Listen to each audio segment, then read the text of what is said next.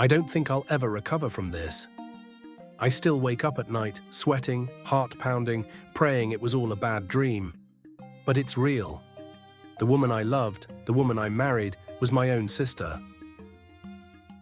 Growing up, I always felt like something was missing. I was raised by my father, a quiet and serious man. He was strict but kind. He taught me how to work hard, how to be responsible, but he never spoke much about my past. My mother died when I was a baby. At least, that's what he told me, and I never questioned it. We moved around a lot, never staying in one place too long. Every few years, we would pack up and leave, like we were running from something. But I was too young to understand. I just followed my father wherever he went. By the time I was 23, I was ready for a new life.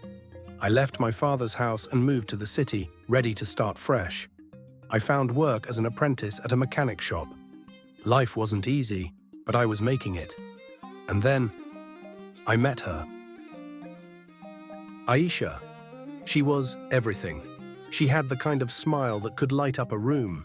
She was kind, hard-working, and had this energy that made everything around her feel alive. The first time we talked, I felt something I had never felt before. A connection. Like we had known each other in another life. We spent hours together, talking about everything. Our childhoods, our dreams, our struggles. We were so alike in so many ways. It was like we were meant to be. And when I looked into her eyes, I saw my future. We fell in love fast, too fast maybe, but when something feels so right, you don't stop to question it. 2 years later, I knew she was the one. I got down on one knee and asked her to marry me. She said yes. I thought that was the happiest day of my life. I didn't know the nightmare that was waiting for me. The wedding was beautiful. Small, simple, just close friends and family. My father, he didn't come. He said he wasn't feeling well, but something about his voice sounded off. Like he was afraid. I thought maybe it was because he didn't like big crowds. Aisha's family welcomed me like their own. Her mother cried when she saw us together. Her uncles, aunts, cousins, they all celebrated us. I felt like I finally belonged. But then came the wedding night. It was late. Aisha and I had just gotten to our home, still dressed in our wedding clothes. We were laughing, talking about our future, when suddenly there was a knock at the door. I thought maybe it was a friend coming to congratulate us. But when I opened the door, an old man stood there. His face was pale, his hands shaking. It was Aisha's uncle. His eyes darted between me and her, and then he said the words that changed everything. You can't be together. You are blood. You are brother and sister. At first, I laughed. I actually laughed because it sounded like the most ridiculous thing in the world. It had to be a mistake.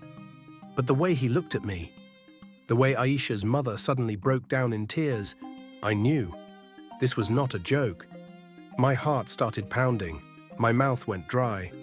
I looked at Aisha, expecting her to say something, to tell me it wasn't true, but she just stood there, frozen, confused, just like me. I turned back to her uncle, my voice shaking. "What are you talking about? That's impossible." And then he told us the truth. My mother, she didn't die when I was a baby. She ran away. She had an affair with another man, Aisha's father. When my father found out, he was devastated. He took me and left, moving from place to place, trying to forget her. But she never told anyone about me. She never told my father about Aisha. She kept both of us a secret. And we never knew. Aisha was my half-sister. We had spent 2 years together. We had kissed, held each other, shared our lives. We had become husband and wife. And now, we were nothing but a tragedy.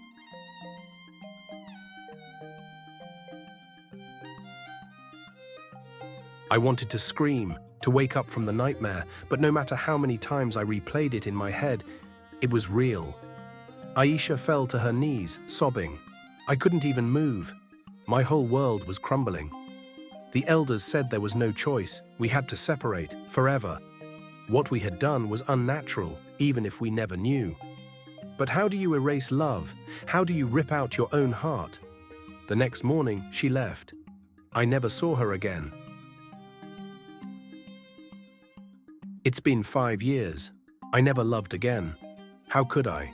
The only person I ever loved was someone I was never meant to have. Sometimes, fate is cruel. Sometimes, love is a curse. And sometimes, the past will find you no matter how far you run.